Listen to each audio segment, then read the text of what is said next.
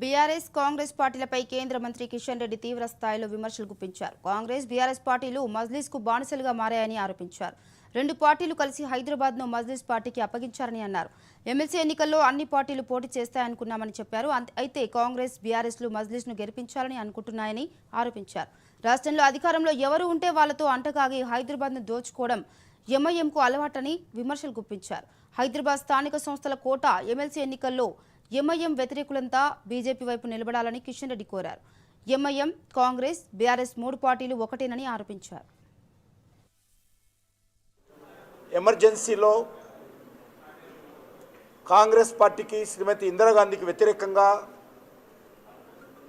బయటకు వచ్చారు. ఆయన బడుగు బలైన వర్గాల నాయకుడిగా డాక్టర్ బాబాసాహెబ్ అంబేద్కర్ రూపకల్పన చేసినటువంటి రాజ్యాంగాన్ని స్ఫూర్తిగా తీసుకొని ప్రజాస్వామ్యబద్ధంగా అందరికీ అన్ని రకాల హక్కులు ఉండాలని కోరుకున్నటువంటి మహానుభావుడు బాబు జగజీవన్ గారు. కానీ ప్రజా హక్కులను కాలరాచి